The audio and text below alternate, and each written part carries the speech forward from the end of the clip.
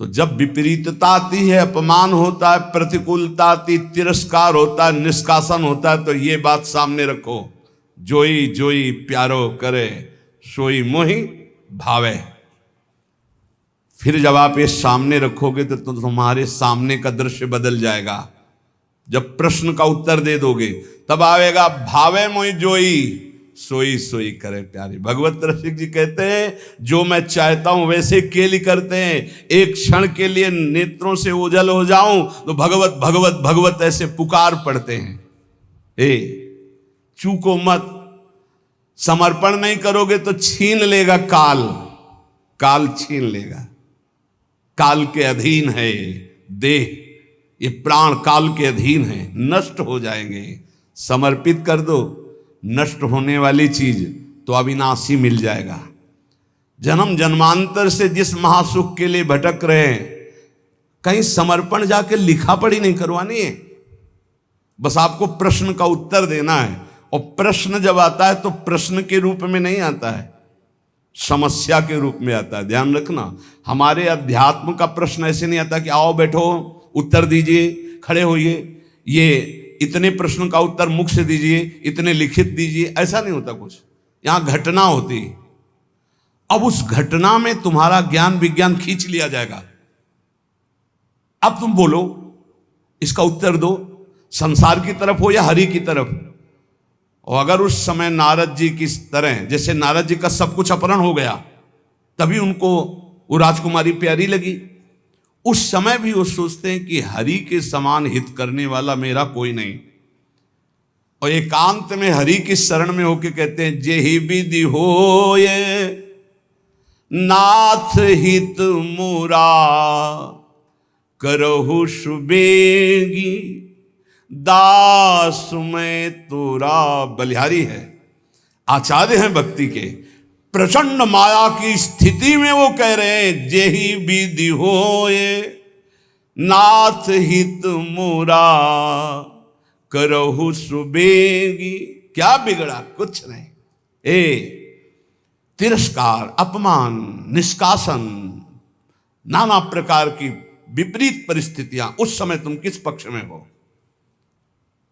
इष्ट और गुरु के पक्ष में हो या स्वजन संबंधी व्यवस्था, बैंक बैलेंस, अपनी संपत्ति, अपनी नौकरी, अपना वैभव, क्या किधर हो, ये उत्तर है, उत्तर। और एक सेकंड में कॉपी जांच दी जाती है। आपका उत्तर आया तो उसी क्लास में रहोगे, क्लास से तो नीचे नहीं जाओगे, ना में भक्ता प्रणश्यति, पर ऊपर भी नहीं उठ पाओगे। अभी फिर पढ़ो, फिर आएगी समस्या रूपी प्रश्न। इस मार्ग में प्रश्न के दो स्वरूप हैं, एक भयंकर लुभावना सुहावना, दो भयंकर, एक प्रश्न, एक लुभावना और सुहावना। इतना सुखद जो कभी सोचा था कल्पना में, वो भोगने को मिलेगा।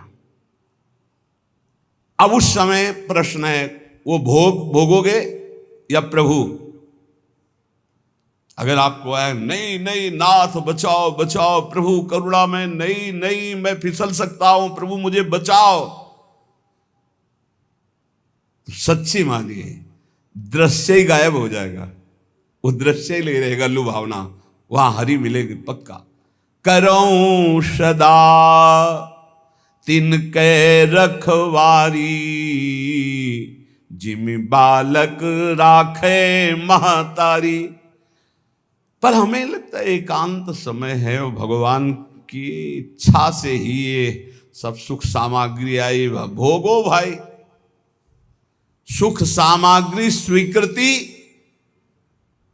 भगवान की स्वीकृति नहीं की तो गए।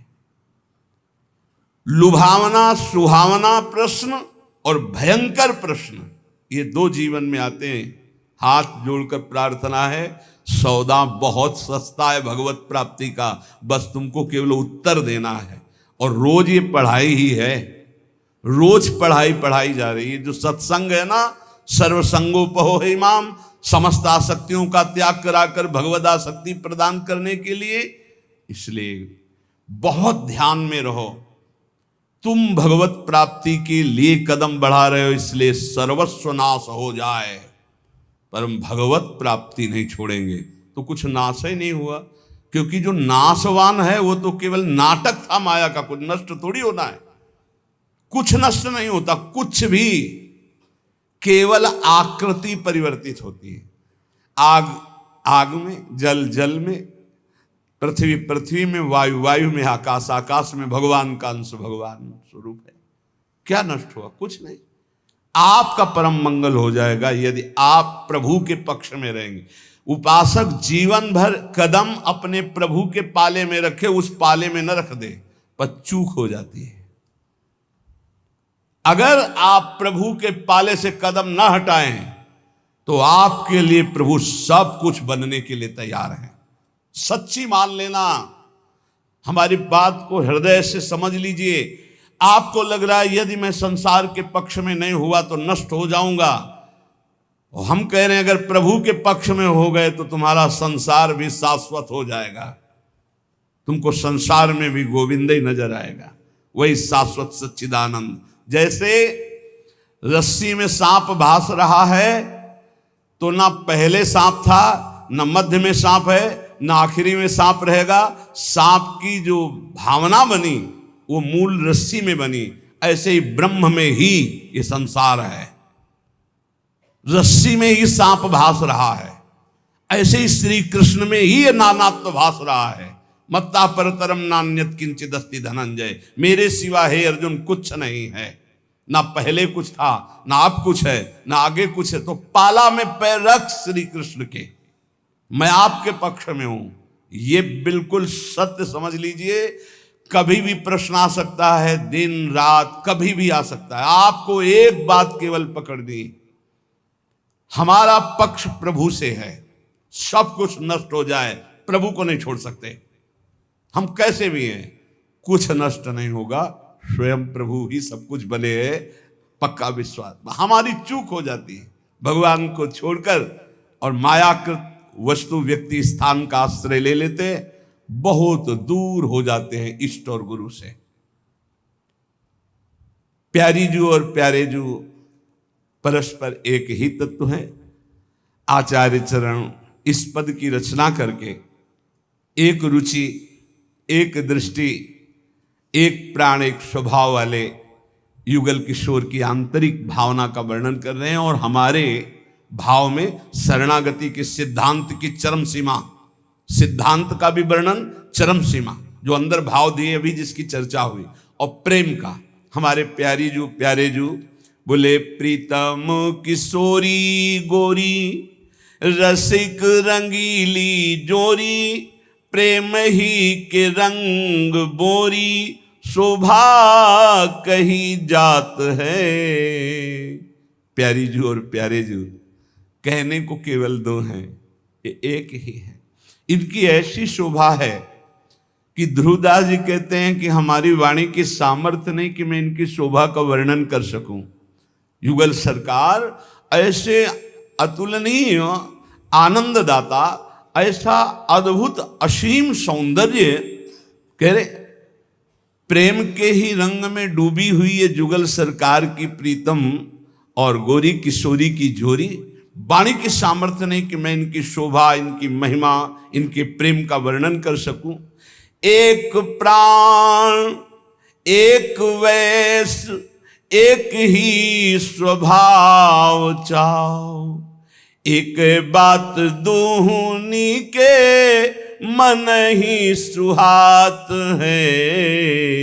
एक कुंज, एक सेज, एक पट ओढ़े बैठे, एक एक बीरी दो खंडी खंडी खात हैं। एक रस एक प्राण, एक दृष्टि हित ध्रुव, हेरी हेरी बढ़े चौप, क्यों ना आघात है। प्रीतम किशोरी गोरी, ये रसिक रंगीली जोरी, प्रेम ही के रंग बोरी शोभा कही जात है। हमारी प्यारी जू प्यारे जू, एक प्राण, एक ही अवस्था, एक ही स्वभाव, एक ही भाव चाव, एक ही बात, दोनों के मन में एक ही बात आती। ऐसे हमारे युगल सरकार की जो सहज करुणामयी स्वामिनी की कृपा से लीला स्थली का आश्रय और उपासना मिली, अब हमको चूकना नहीं है। किसी से हम कह रहे थे भाई कुछ भी हो श्री जी को मत छोड़ना, श्री जी को छोड़ दिया तो फिर ये अथाह समुद्र है, तुम निकल नहीं पाओगे। और अंदर से श्री जी को पकड़े रहे तो समुद्र ही नहीं रहेगा, सूखा ही जाएगा। बड़ी करुणामयी श्री जी। श्रीपाद प्रबोधानंद जी महाराज कह रहे, सर्व दुख दशा घोरावरम वृंदावनेस्तु में प्राकृता अप्राकृता शेष विभूतिरपि नान्यतः। दोनों बातें आ गई। प्राकृत अपराकृत कितना भी मुझे लुभायमान किया जाए, मैं कभी प्रिया प्रीतम और वृंदावन को नहीं छोड़ सकता। वही बात आ गई। और सर्व दुखा दशा घोरा, दे दो सारे दुख तुम्हारी सृष्टि में जितने हो। ये भजन बल है, भजन बल। श्री जी का नाम जब जितना करोगे तो तुम भी गर्जना करने दो और दुख दो, पूरी सृष्टि का दुख हमें दे दो, सबको सुखी कर दो। दंत देव जी, प्रभु मुझे इतनी सामर्थ्य दो कि सबके हृदयों में बैठकर दुख मैं भोगूं और सब सुखी हो जाए। ये भगवान के भक्त का विशाल हृदय। सर्व दुख दशा घोरा, प्रभु सब दशाएं दुख की हमें दे दो, पर ना हम आपका चिंतन छोड़ने वाले और ना आपका आश्रय छोड़ने। ये फिसड्डी नहीं होते भगवान के भक्त। आजकल भक्ति जानते हो कैसे होती है? ऐसे पैर रखा जाता भक्ति मार्ग में, आंच ना लगे, अगर आंच लगी तो हटा लिया। ऐसे कभी कोई परमार्थ में नहीं चलता। नारायण अति कठिन है हरि मिलन की बाट, या में पग पीछे धरे प्रथम शीश दे काट। ये वीरों का मार्ग है, कायरों का नहीं। इसलिए हिम्मत पक्की। तलवार गले तक आएगी, हार बन जाएगी, वार नहीं कर पाएगी। तलवार और हमारे गले के बीच में नाम है, विश्वास करो, विश्वास। दुखों से डराकर माया आपको हटा देगी या भुलावे में फंसाकर हटा देगी। तो इस श्लोक में दोनों बातें कह रहे हैं श्रीपाद कि सर्व दुख दशा घोरा, दे दो जितने दुख चाहो, या प्राकृता अप्राकृता शेषा विभूतिरपि नान्यतः। प्राकृत अपाकृत समस्त ऐश्वर्य देखो हमें लुभाकर नहीं लुभायमान होंगे। चाहे दुख दे दो चाहे भोग सामग्री दे दो, दोनों से मैं आपको भूलने वाला नहीं। आपका आश्रय, आपका चिंतन। कुर्वत्यापि महारौद्रम उपद्रवम अनुक्षणम। ये देखो, ये पढ़ाई है, पढ़ लो, फेल नहीं होगे। प्रभु भेजो, ऐसे उपद्रवी को भेजो जो रुद्र रूप रख करके हमारा अपमान करे, हमारी पिटाई करे, हमें गाली दे। कुर्वत्यापि महारौद्र मुपद्रव अनुक्षणम। आप कहोगे काहे को झगड़ा विपत्ति मोल ले रहे हो? नहीं नहीं, पढ़ाकू जो होता है वो चाहता है कि हमसे कोई प्रश्न करे और मैं उसका उत्तर दूं। जो पहलवान होता है वो चाहता है कोई मिले, दो दो हाथ करूं, उसकी भुजाओं में फड़कन होती है। ऐसे साधक ये चाहता है कि मेरा अपमान हो, मेरी निंदा हो, फिर मुझे कैसा लगेगा। एक संत थे, वो कभी पैसा नहीं लेते थे, पर साल में एक बार पैसा लेते तो फिरोजाबाद जाते थे। पूज्यपाद उड़िया बाबा के वो संगी थे। काय के लिए फिरोजाबाद जाते थे? चूड़ियां पहनने नहीं, चूड़ियां तोड़ने। चूड़ियों की दुकान लगी होती थी। इस एरिया में तो कोई उनको पीट नहीं सकता था क्योंकि पहचान वाले थे। फिरोजाबाद जाते और चूड़ियों की दुकान में खड़े होकर 2-3 लात मारते, तो चूड़ियों के ढेर ना, और पैसा साथ लिए रहते। और जो बाबा जी देखा 2-3-4 लात मारे, फिर अरे पागल आदमी, चूड़ी तोड़े डालना, मार थप्पड़ मार थप्पड़। 2-4 और दुकान वाले आते, पीटते, थोड़ी देर खड़े रहते, पीटने के बाद अब गाली देते, भगाते, दूर तक भाग के जाते, फिर पीटते। शाम अंदर पूछते कैसे, क्या हालचाल है? बोले ठीक है, कोई परेशानी नहीं। दुकान वाले के पास जाते, बोले भैया कितने की चूड़ी थी? बोले तुम तो पागल जैसे थे। बोले वो हमारा एक काम था, वो हो गया, आपने बढ़िया काम किया। कितनी चूड़ी थी? बड़ी नम्रता और सभ्यता से। तो कहा महाराज गलती हो गई आपको। बोले नहीं नहीं, आप चूड़ी के पैसे और जो एकत्रित करके गए थे, तो अगर 100-500 की चूड़ी होंगी तो 10-5 हज़ार वहीं छोड़ के। वो लोग देखते रहते कि बाबा जी है क्या चीज।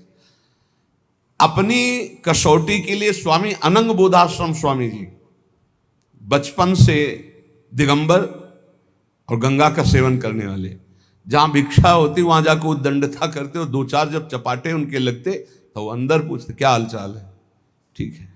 ये सौभाग्य से मिलता है अपमान निंदा। चाहिए आपको सौभाग्य?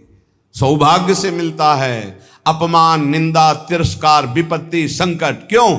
इसी में भगवत प्राप्ति होती है, इसी में आपकी भूमिका बदलती है। लेकिन हम ये देखते हैं जब भूमिका बदलने का अवसर आता है वो नीचे धम्म से गिर जाता है।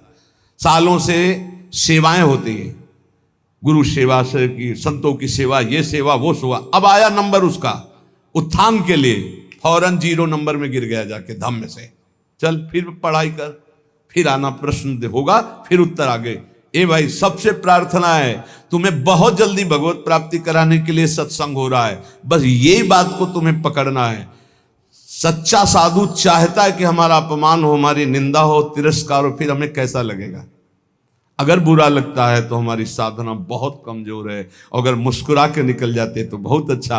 कह रहे कुर्वत्यापि महारौद्रम उपद्रव मनुक्षणम, प्रति क्षण हमारे साथ उपद्रव हो, और कैसा महारौद्र रूप घोर, फिर भी भक्तिर वृंदाटवी सत्वे तत्वे ख्याता सलास तुम्हें, मैं तत्व का चिंतन करते हुए कभी भी अपनी भक्ति को बाधित नहीं होने दूंगा। तत्व क्या? सर्वान वस्त्र तया निरिक्त। तुम ही तो पीटने आए हो प्यारे, पीट लो।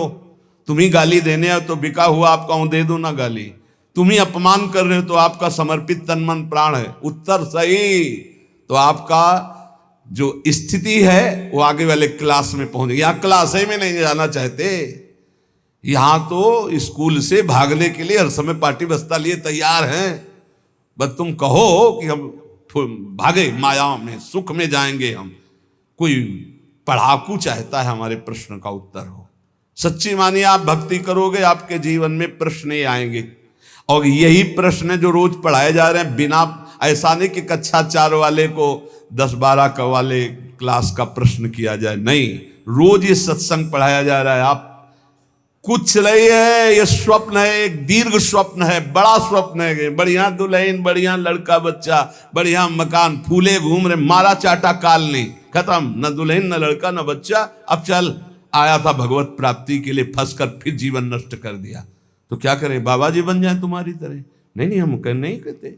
उन्हीं में भगवत भावना करके सत्व भाव से भगवान को समर्पित हुई। सत्व का मतलब होता है सात्विक निर्मल अंतःकरण, भगवान को समर्पित चित्त से एक एक श्वास भजन करते हुए, अपना कोई संबंध किसी से न मानते हुए, अपना संबंध भगवत भाव से रखते हुए, नाते नेह राम के मनियत सुहृद सुसेव्य जहान हो, आनंद की अनुभूति हो जाएगी।